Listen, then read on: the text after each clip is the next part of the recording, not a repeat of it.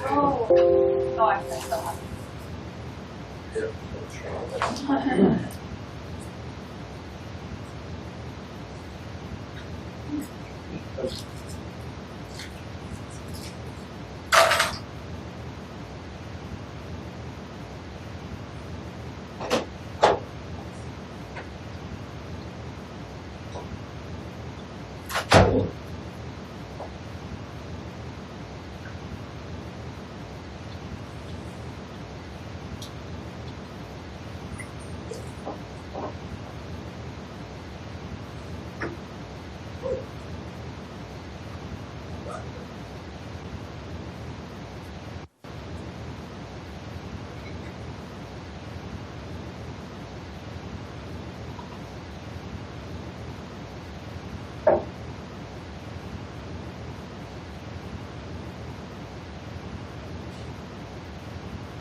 Well, I think it not good, but when I look back at my answers, I think it was for one of the ones where I was like, unsure about. Oh, no, I didn't think that's great. But yeah, I think I put almost. Especially when you get like a video, you know. Wait, that one's got telling you you can't produce it. Because you need the Hagerrot. Yeah, it's a Hagerrot. Yeah, it's like either I'm modeling best questions. Because everything has questions. Yeah, everything is better be false. No, it definitely, and like, there's, because like, the Harmonic group is already with oscillators. Yeah. Oscillator. Do you oscillate on the next group? But like, that's just not like a thing. Yeah. You just don't do that. Like a biological oscillator. Yeah. That's just not it. So when I was thinking this, I was like, I don't know. And then I clicked on there. I ended up getting it right. But like, I remember the difference between like the font, like what the fonts look like. But I studied it. Oh, like on hand. Yeah, I can't remember it. And then I was like, I drew it, and I was like, you know what? Just go with it. And I went with it, and it actually looked like I did way better than I thought I could. And when I felt I want to study like, okay. Very interesting. I must have not, because I knew that I was supposed to go on the first because we were discussing the subject. And so I like read the log down one of my things, but I must not have like already done that because it didn't update so that there's like homework. So I thought I missed it. And so like I did do it. And it's not good. No, I know, but I would have like done that like past. It's nothing like this, you know. Yeah. So it's just like frustrating because I felt like there's a couple questions on there that I wouldn't have thought would be on the test, but they were on the homework, so I should have known that they would be on the test. Just found the test for the Oh, yeah, right? Yeah. I just thought that was a list. Yeah, it was like the enzyme concentration and then the max velocity. Yeah. I don't know. It kind of went okay. We'll see. Still better than the last. This chapter. I studied. This last one was. I studied but only I studied maybe 4 hours. And for this test, I think getting really good. I love you. There's just so much happening. Hey, what's the bio? We're figuring it out. It's just interesting.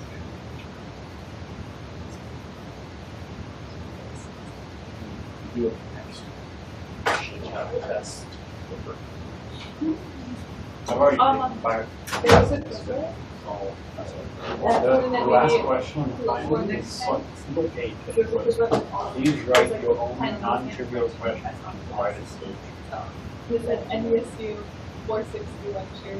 I think it's just how they write. Oh, yeah.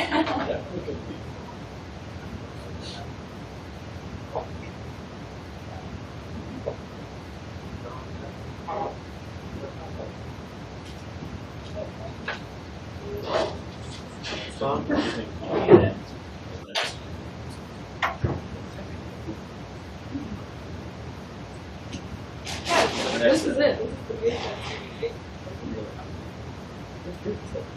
Yes, that's it.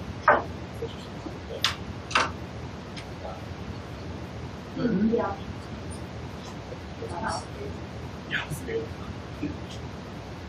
A lot. Yes. Yeah. And she will be judging me. Like, this year. Or maybe opposite.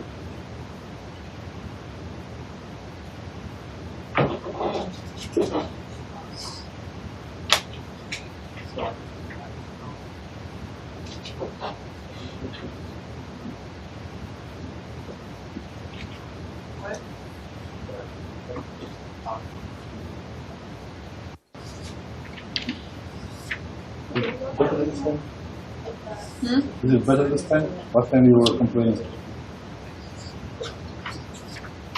Slightly better. Okay. Thank you. That's a good. Which is that really blurry picture. What's that?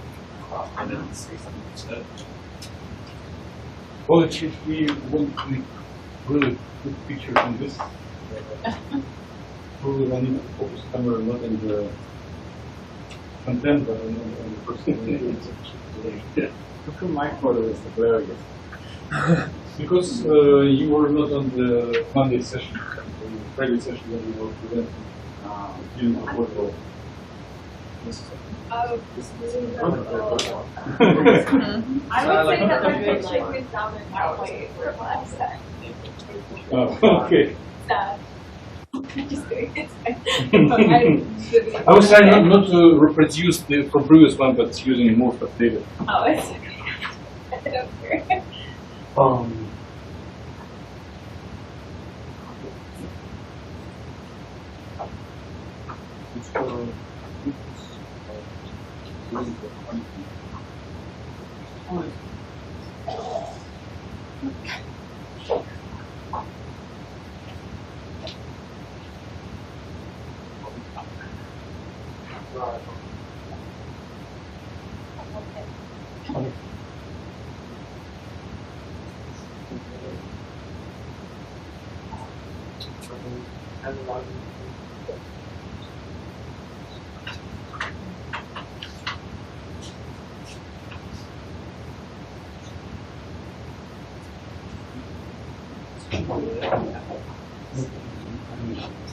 Welcome to the physical chemistry 364. So, this class targets predicting outcomes of measurements. We are learning basic laws of wave in nature of electron and applying it to simple things. Because problems are mathematically complicated, we are trying to do it with a little bit of scientific computing. And today is the last presentation, which is technical. Next one will be absolutely last one, it will be very creative. It will be individual research projects. So the presenters are shown here. You don't remember names. And the order, and it's abbreviated title. So the goal of today's meeting is that you teach each other.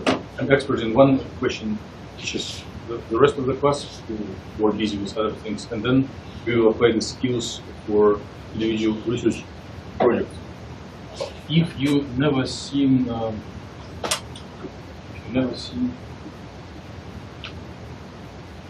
PowerPoint videos, they are, you select and run it by clicking on this little symbol.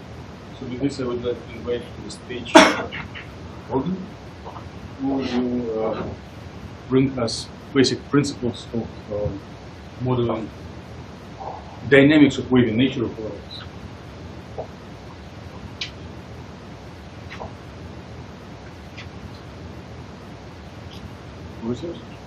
Perfect. All right. Well, as Dimitri said, I'll be kind of going over wave packet propagation and just kind of a broad generalization of what we're all doing, and under that kind of falls a few different operators. So the wave packet propagation definition of a wave packet is the variety of amounts of waves, sinusoidal waves that all travel in kind of like a little bundle or a packet, like the term goes. And they come in two parts, real or imaginary. And so I know there's one line of code that we got those real and imaginary ones to come out within the main portion of the cell, which is the negative that we have.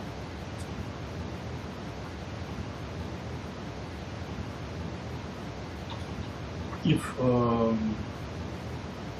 mouse, we'll just push. Okay, perfect. So this section right here in the code is our wave packet, and it looks a lot less nice in code than it does on paper, but that is that section there. And then another important line that affects the code greatly is the P0, which is elemental. So this value actually determines the distance and direction that the wave packet travels. If you remember in the lab, we added a 1 to the beginning of that, and it made it travel a lot farther over the course that the code ran. And then we put a negative that actually traveled in the opposite direction. And so that P0 is what determines kind of where the wave packet travels as the code is run. So then within that, the Hamiltonian is part of the evolution operator. And so the Hamiltonian is comprised of kinetic energy and potential energy. And in order to present this evolution operator correctly, we need to express the Hamiltonian as a matrix. And since kinetic energy is momentum squared over 2 mass, that means that we're going to have to express the momentum operator as a matrix as well.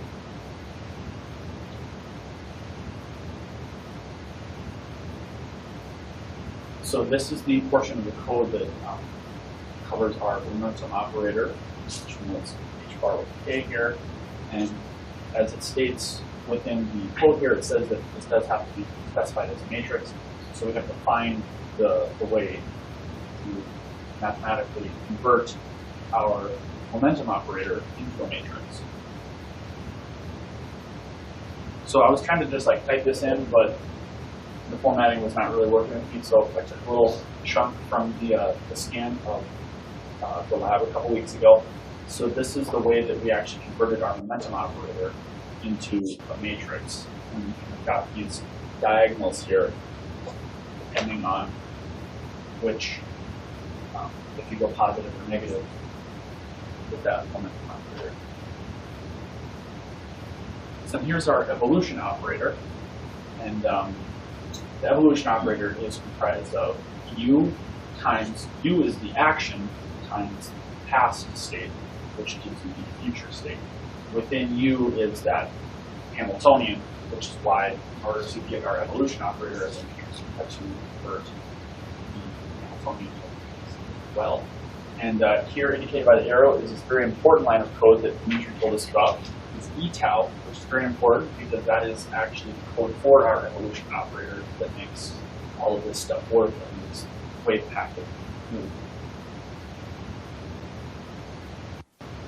So when you first start running the code, it starts off standstill, and as you enter, we all saw it starts as this sharp peak, and then as the code runs, it starts to flatten out and eventually ends completely flattened out like that.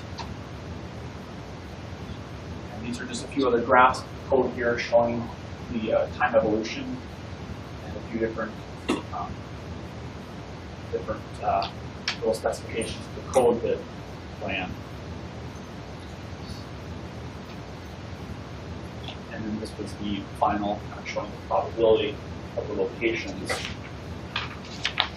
for our wave packet as time went on. So kind of to sum it up, the analogy that I thought fit pretty well was the Matryoshka dolls, where inside of your wave packet you have your evolution operator, which has the Hamiltonian inside of that, which then contains the momentum operator. So that's kind of why these are all important to be shown together, because one kind of goes into the other in order to get you the final product, which is the wave packet. Okay, well, thank you, Morgen. Presentation is open for discussion. questions about matryoshkas? Anyone? I would like to start. I have like 6 questions. So, what is definition of momentum operator?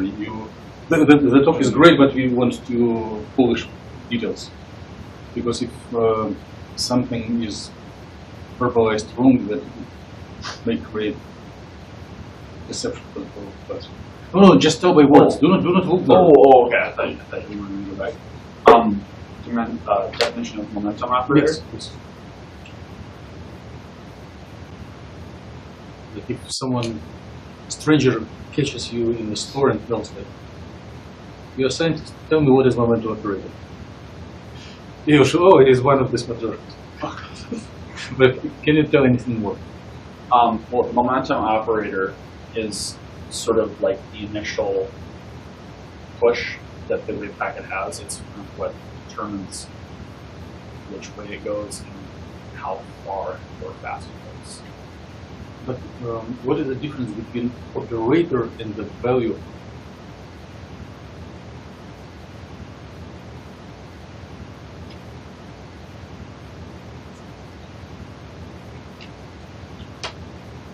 Like, which plane wave has larger momentum?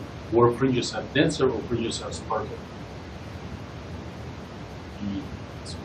Okay, so momentum is a thing that measures how dense are fringes. Okay? Answer that if says. Okay. The next is a killer question. So I realize it, and do not panic. Just try your best. We do have 2 representations. Stephen could be answering it later, but let you try. We have coordinate representation and momentum representation. And then we have 2 operators, position and momentum. And then we have so many overlaps. So position operator in position, momentum representation, momentum in momentum and position representation. So, so what's the difference between momentum operator in momentum representation and position representation? Difference in momentum operator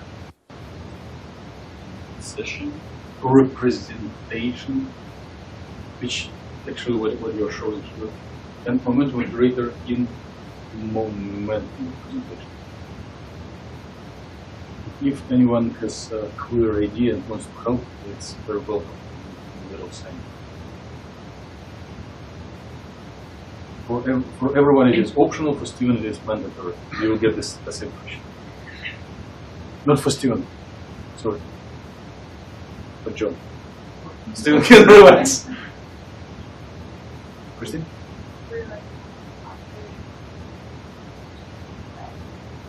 Yes. momentum operator. So if the operator is in its own representation, then it is diagonal. All that. Very, very good. Yep. Okay. More questions to the speaker? Let's thank Morgen once again. And John will tell his story first and enlighten us more about momentum representation in coordinate and in moment. Wonderful. Thank you all for being here. Anyone watching in the future, also thank you. So I will be talking about a couple of different things. I'm going to do a quick overview of making a movie, which we have all done. It is pretty much the exact same process, but it is something that I am doing, so I will show you nonetheless. So, creating movies with their current realm of code. I'm not sure. Oh, I can. So, when you create the movie, this is what you end up with. Pretty neat. It's very pixelated, but you know, it's fine. Still see what's going on. And so you may be wondering, how do we actually make this happen? So it's pretty simple. I don't want to watch that. What we do is pretty much the exact same thing we've always done. Before we have the loop in the code, we put this first line. And I named this video because, you know, it's simple. In the loop, we put this. After the loop, we put this. and then you run the code. A video will be saved, and then you can do what you like with it. I put it in my PowerPoint. You can put it on YouTube. I'm not going to show you how, because I assume by now we know.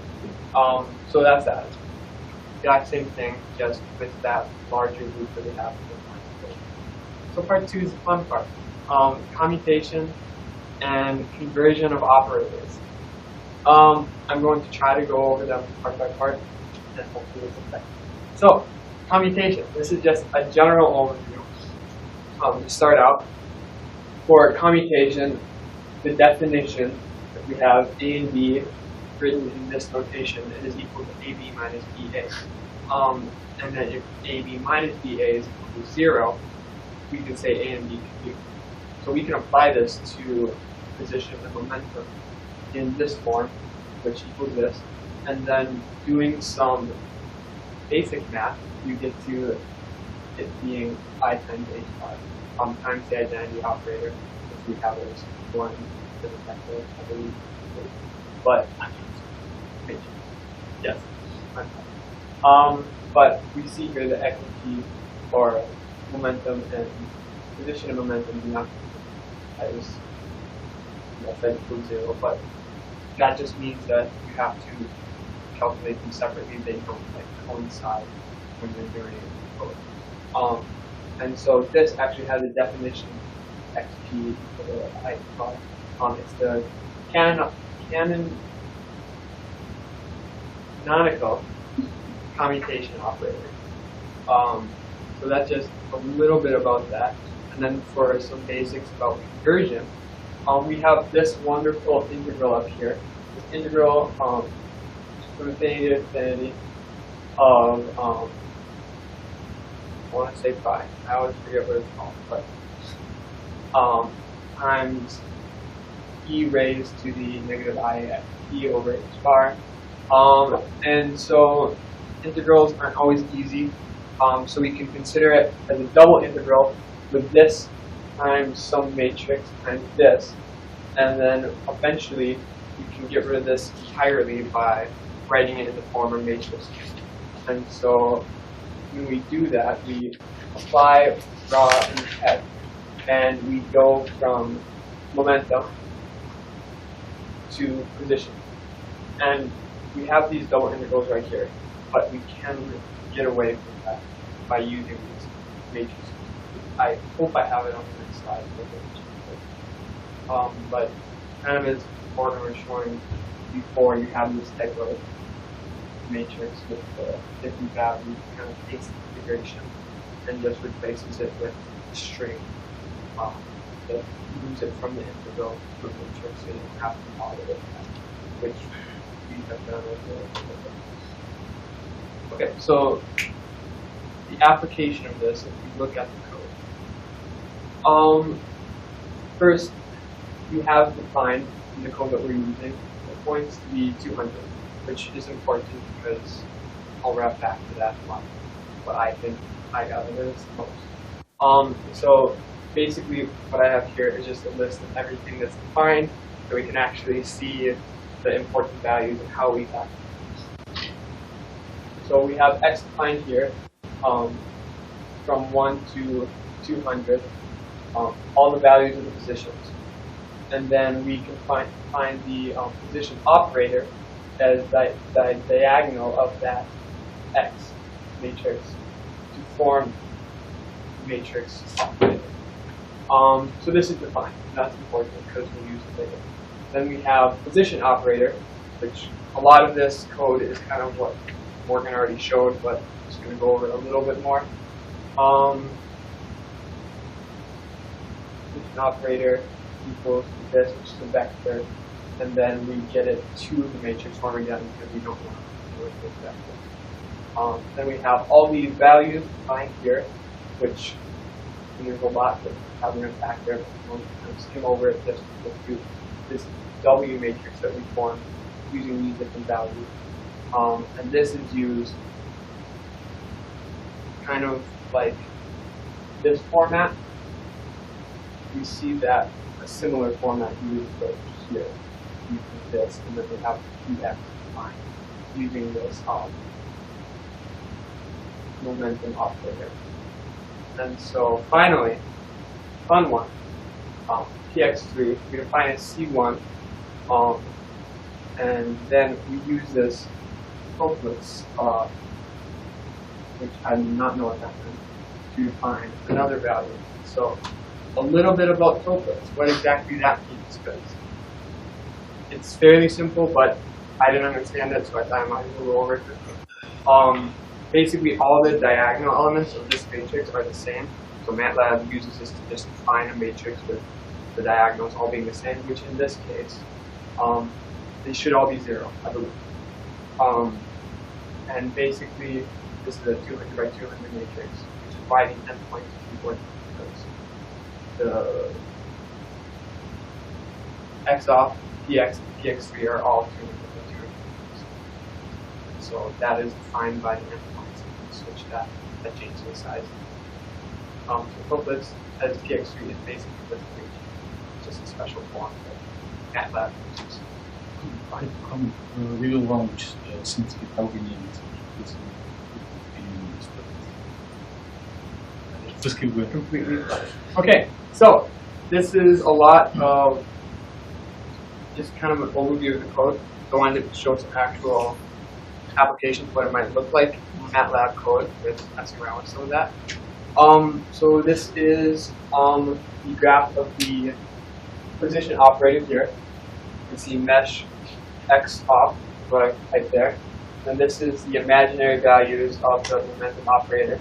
And then the final one, which is hard to look at, is the real value of the momentum operator. But you see it's kind of flat here, it starts to wave at the end, and then we have this forming in the middle, and then again for the wave at the far right side. And so we can multiply these in a variety of ways to get different looks. But first, this is px3. The imaginary value on the left hand, real on the right, just fine. This looks similar to px, but this is slightly different. And so we can multiply these together. I have every single one, I think. And I'm not going to go over them all in detail, but we have imaginary on the left, real on the right. So this is the x operator times px3 minus px2 times the x operator. Two forms of that. If you use px and px3 instead of px twice, you get this kind of shape waving down towards the middle. For the real, this might have found interesting because once you flip the px and the px, you get it going the other way. And then if you use both the px3, this form kind of collides and goes down like that. It looks cool. I'm not sure if you can really just understand what exactly it's showing by looking at it, but that's just kind of different ways you can use these different operators and values to form different figures. That is all I have. Oh, not too many. Let's take questions.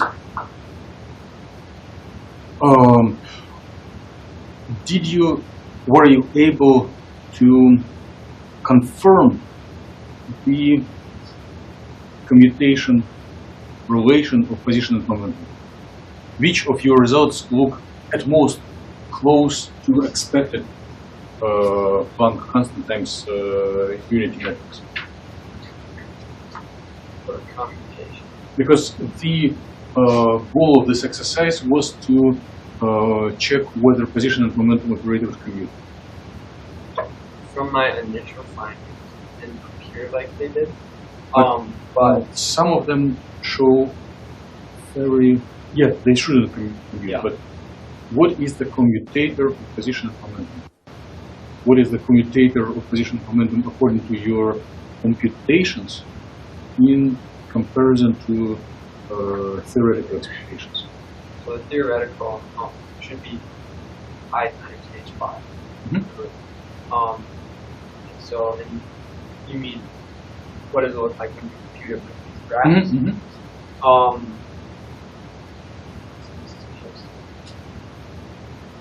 look at. Would this yellow thing be the closest? Because Okay. More questions to John? If not, thank you once again. We are a little over time, but I think we can speed up a little. So, Alyssa will follow the general directions set up by Morgen with matryoshkas, and John explained as matryoshka with momentum, and Alyssa will tell about connection to wave function and overall dynamics. Most of the information that I have on my slides has already been covered, so you just get to hear it again. Okay, so the only thing that is new information possibly on my PowerPoint slide that you haven't already heard is how you set up the initial conditions for the wave function. So this is just taken from one of our either this year, I can't remember exactly which one it was. But so you use the part that's in the little box there. That's the Gaussian distribution, which I'm going to go back and put this in the next slide. So it makes it really nice, obviously, the Gaussian distribution shape for your wave function, but your initial conditions. And then you can put whatever wave packet you like in there. In this one, it's like the velocity of the wave packet. And then the square root of the dx, which is actually, I thought that it was going to be like a varying thing, but it's actually a number. I did not know that until I was going to do this. What happens if you change this number? Then it can, like, the steps. Isn't it the step that it can So change? it contracts or expands the range of definition. Yeah. And so then also we've seen these a few times before, but we have different values that are defined in here so that we can find the psi naught, our initial wave function. So like we talked about the 200 points, and then in this case the initial momentum is 0, which is the p naught right here, and then the x naught is 40, which we can see on here where the x naught, like where it starts, is right in the middle. The distribution is right over 40, and then it's not moving currently, so that makes sense on why the initial velocity is 0 at time 0 and it's not moving. And then when it's broken down into its imaginary and real parts, which is what this code does, and then the dots here, we get the nice dotted line. You can see that obviously the real and imaginary parts don't look like Gaussian functions by themselves, but when the absolute value is taken both of them, it brings back the original function that we had up there, which is in the yellow, which I realize is a terrible color, but yeah, it's there. Okay, so there are, what is in our code currently is there's 3 different methods to do like the mechanics, I guess, behind finding the values that we're looking at. I'm sure there's more out there, but I don't know them, so I only know the 3 that are in our code. So the first method is the momentum in momentum space, propagated in momentum space. So the wave packet is propagated in momentum space. And then it can be transferred to coordinate space, where the wave function is propagated in coordinate space, and which is both the same, so like momentum in momentum space and coordinate space. And then the bottom is a little bit different, where it's defined as the derivative of finite differences, which is where the Tilpitz matrix comes to play. So I'll put that a little bit. Fair warning, my knowledge on it is a little minimal, because that matrix is difficult. So anyways, so in our code for the method 1, it has these values that we've seen before on previous presentations.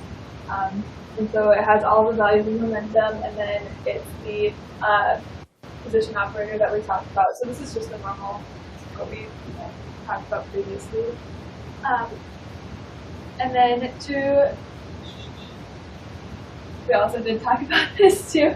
So an alternate definition of momentum is to put it into the propagating coordinate space, which is pfx, and we use this function that we talked about with all of the same variables that we also talked about. So also taken care of. And then, oh, it had some ghost editing here. The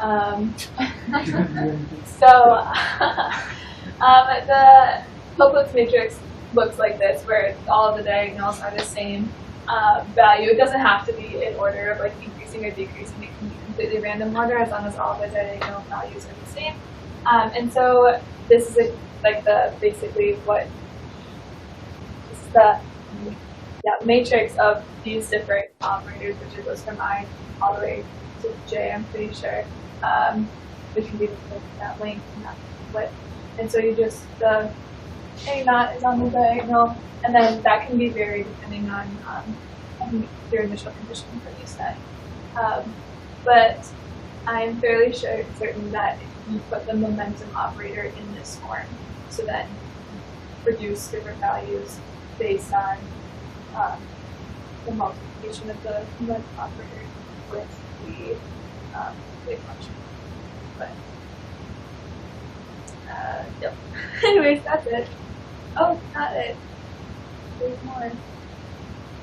Oh, yeah. Okay, so this is the loop that is in the code that works for all three of the different methods, where you start with your very initial pass wave function, which is just the psi, and then as each each loop goes, you add another form of the exponential, the evolution operator, which you can just add in the exponential. So that's how it works. And yeah, pretty much it. Okay, well, thank you, Alyssa. Please do not leave, there could be tons of questions. Presentation is open for discussion, and I will give a question not about equations, more about general directions. Why any of us need these presentations and equations in the following sense? Is there any benefit to independent research projects? Is there any benefit of this presentation up to the end of the course? Hopefully. How do you project? Probably there's different, I'm sure that each method has a time constraint attached to it. So there might be one that's more accurate than the other, but it just takes more time to compute. So you might need to weigh your options as far as how long. So, I mean, that's a practical sense of it, probably. Excellent. Very scientific, non-selfish answer. There is I do have a more cynic answer.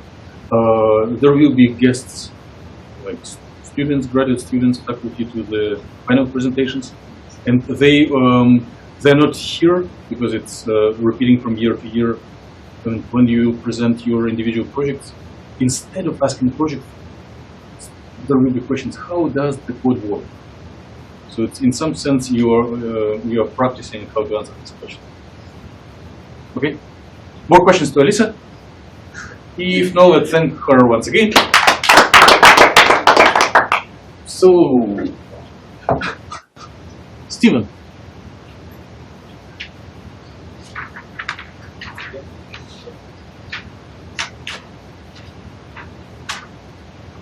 So Alyssa thought that there are some time constraints when for some duration one can apply the code, for someone cannot. And maybe a student can teach us about it.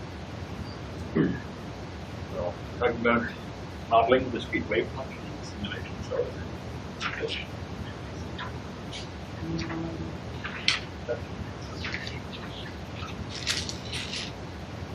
a little bit of this. I'm shorter term quality.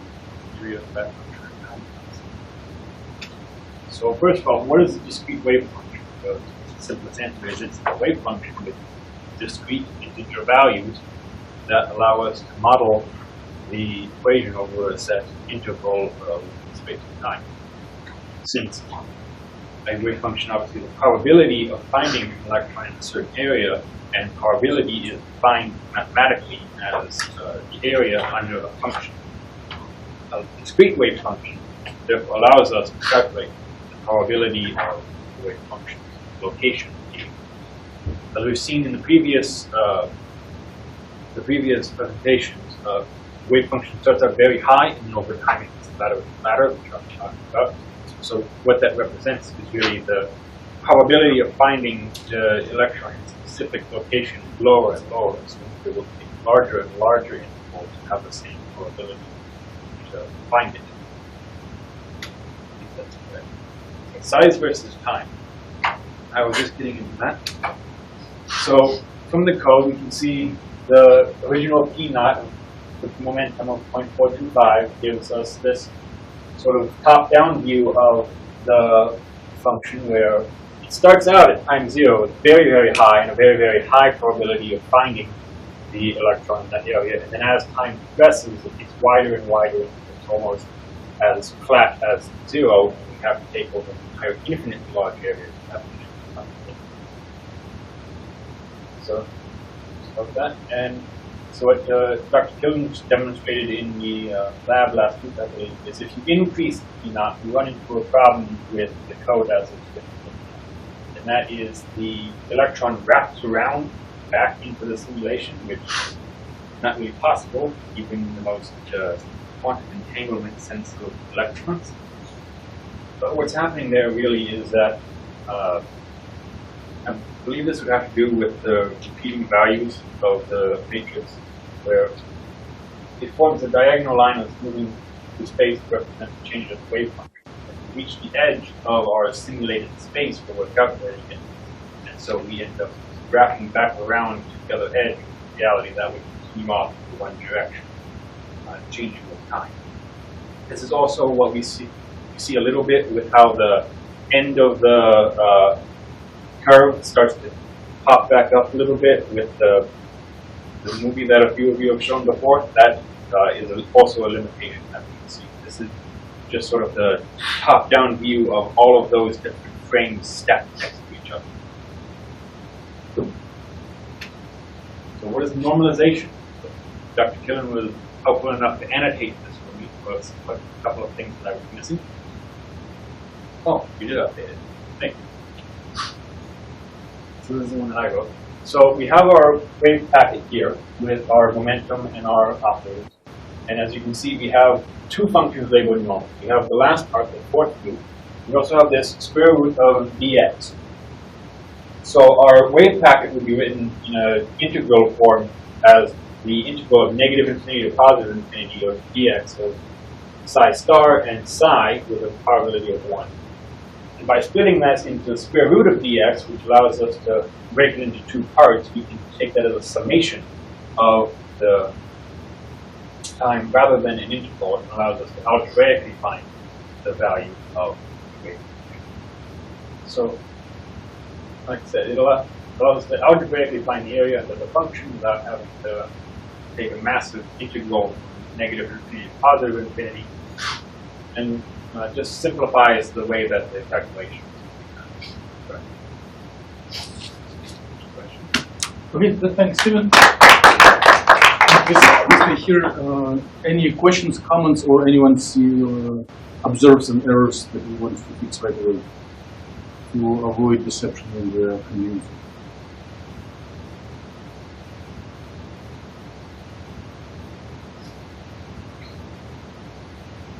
So anything, and Steven, you're also invited to find anything that can be improved.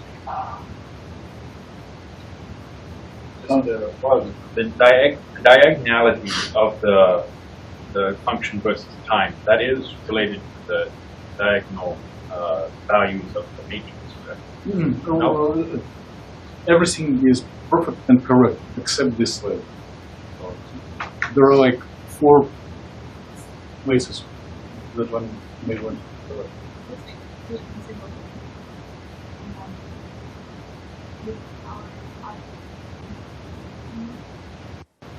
Where?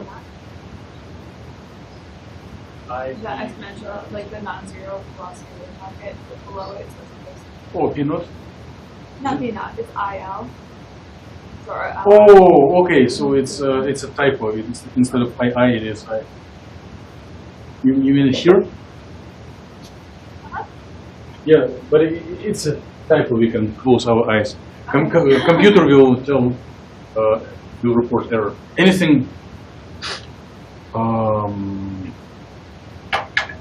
Anything that violates sense of Gaussian function. How do we define the width of a Gaussian function if you want to control the width?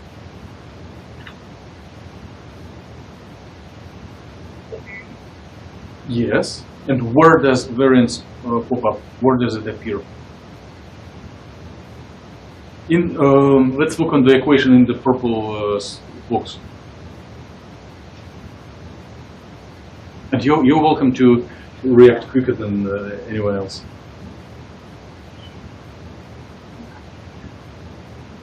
So, where should x var come? Should it be? That should be under there. In the, This should be that way. Right? So let's correct it right now because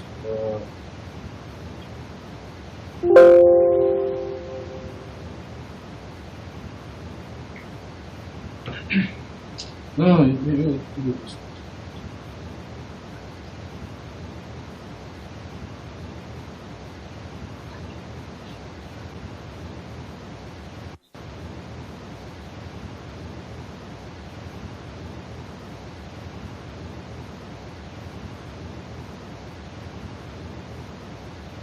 Right? Anything else? So the lower line shows integral in standard form and then in the summation as we do. And probably if there is an index of summation, sum sub I, the same index should be... This should be a sub I.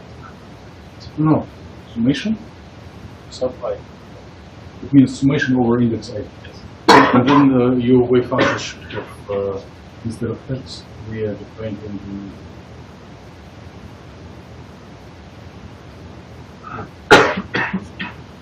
More questions or suggestions? Everyone agrees with still changes. But it was really right and useful explanation of the limitations. So one needs to use longer or shorter interval of time to avoid this problem, right? A shorter interval of time, but if you want to model a very higher initial velocity, you need a shorter interval of time or a much larger space. Okay. So I believe a shorter interval of time is easier to model in code. That's probably what. Yep, sounds great. Let's thank Steven once again. So, with Kristen, please come up. We have 3 presentations for remaining 10 minutes. well, 3 minutes each. We got it. 3-minute presentations. Yeah, sorry, I wasn't energetic enough to cut first speakers.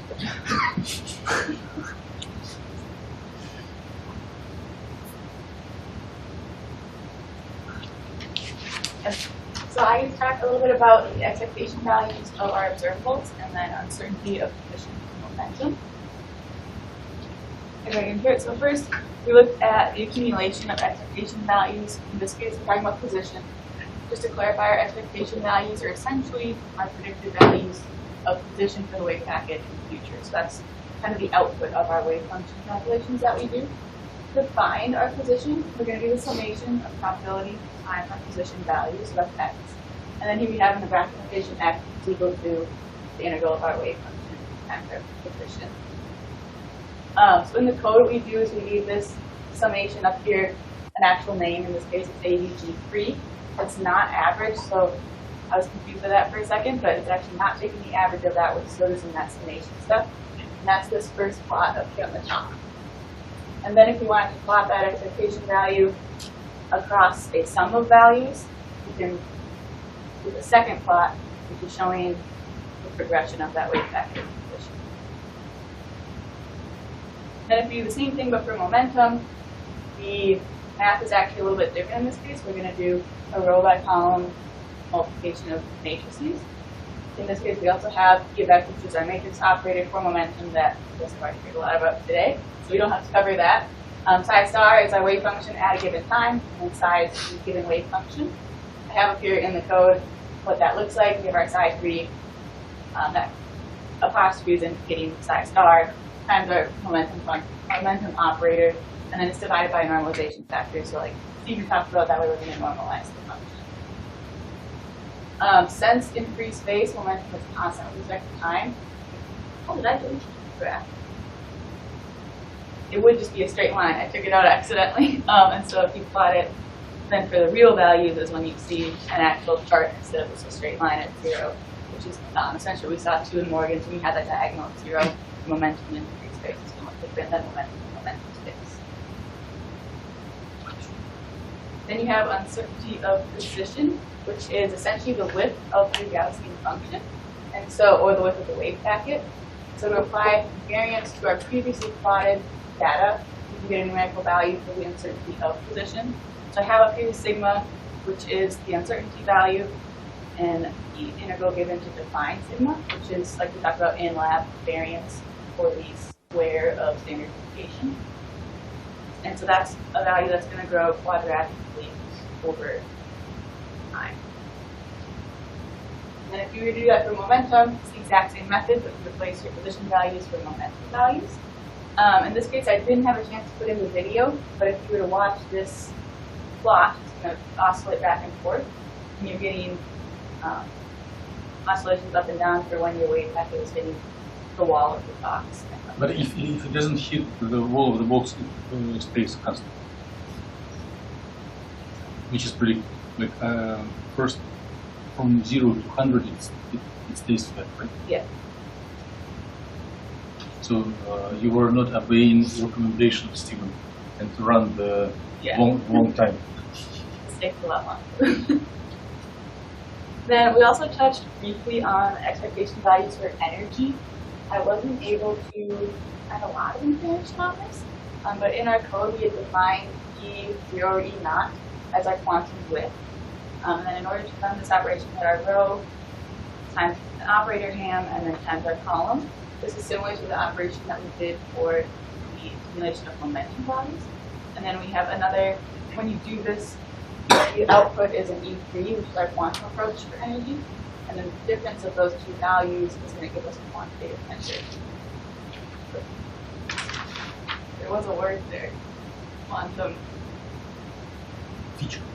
There was a word that I don't have it. And then lastly, we wanted to just kind of overview of how to save your numerical data. We've done this before, so it's nothing too crazy. You enter your save function or command in MATLAB, so it's that ASCII, and then a file name. And if you wanted to export this to Excel, there's a couple different ways you can do it. The easiest one being just to open it into Notebook, copy and paste. But otherwise, just export it. Okay, let's thank Kristen for the presentation. Are there any questions? If not, let's thank Kristen once again. Next presentation is by Amelia. We have 2 talks for 4 minutes.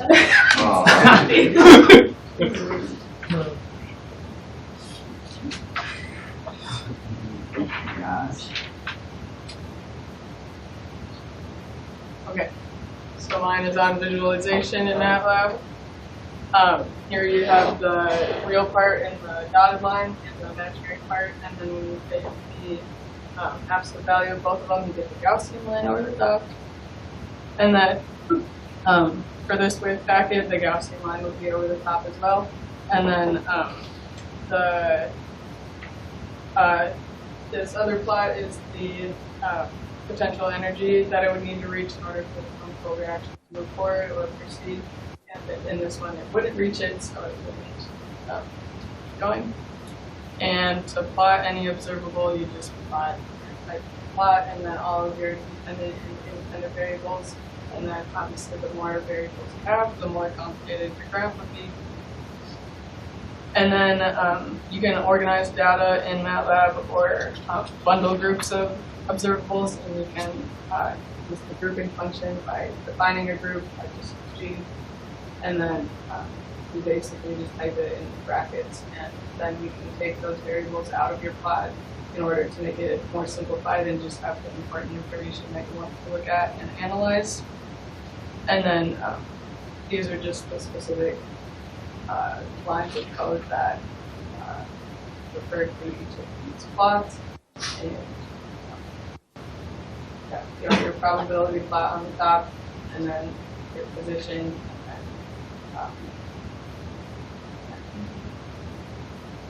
Dispersion, variance, width. And some more code. And then this is just the plot that Steven was showing. Steven showed us already. And just here, probability of position. Okay, let's thank Amelia. Are there any questions? If there are no more questions, we'll thank Amelia once again. And the last but not least presentation by Eungyo. In 2 minutes. Let's check if. Please feel free to leave. We have other classes or other appointments. So check if the movies work. If they don't, we'll use your laptop.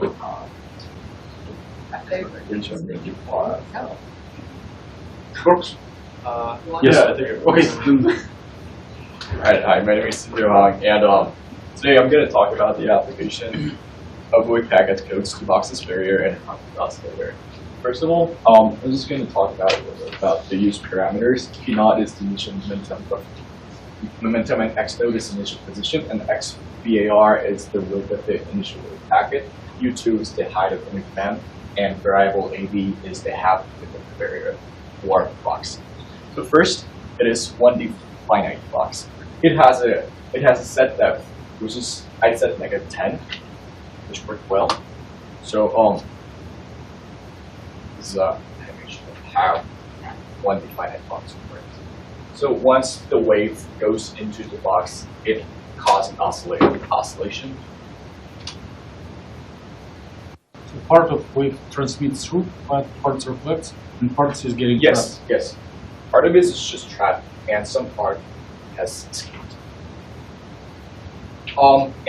X node, as I talked to you previously, it's the initial position of X. So this has a higher X node, which is 20, and this has a lower X, which is like about 10. Let me show you this. That.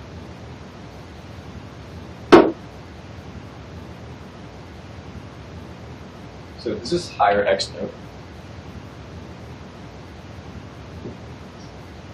And this is lower X node.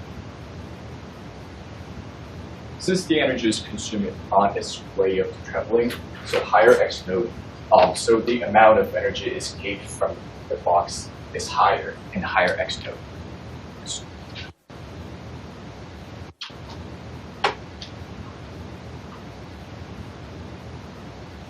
And this is 1D infinite box. It has an infinite depth, which is like, in my case, -6 was enough for making an infinite box.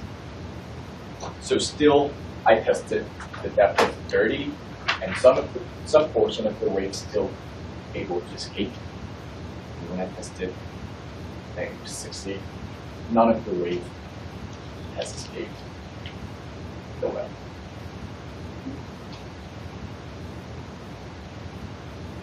So I tested lower X node. And now it is barrier instead of world, right? That's right. This is a barrier, which is a positive U2 value. And this is higher X node, which is just started right next to the barrier. And more portion of wave has escaped. Every other values are the same, except for X node. And I tested a higher X node, our barrier. Of course, less amount of wave was successful to escape.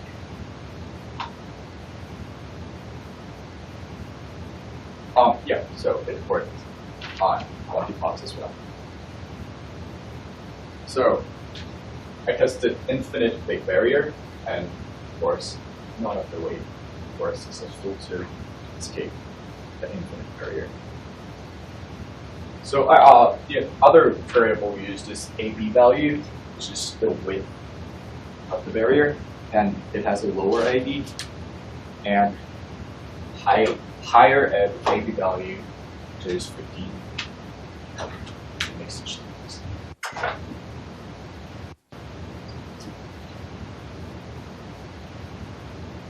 And this is a harmonic oscillator. Instead of the barrier, it has a tube under which has a parabolic shape, and the wave has to oscillate within the harmonic oscillator, within the parabolic shape. So the importance of the application of the wave packet in 1D box barrier and the harmonic oscillator it's highly related to the movement of electrons. So it's really important to determine the ionization energy with MATLAB. Thank you. Okay, well, thank you. Any questions? If there are no questions, let's keep it here. But thank you once again. Brief comment about his presentation. It's not a question. I want to show something that you're pretty good. Yeah. Eungyo was changing initial position of wavepacket. It would be more productive in the future project to change momentum. So position is just how close it is, and changing momentum is it above or below the barrier. And basically, what you did is an image of our independent research projects. We will just try different potentials and run it with different initial conditions. So with this, I would like to announce our meeting complete.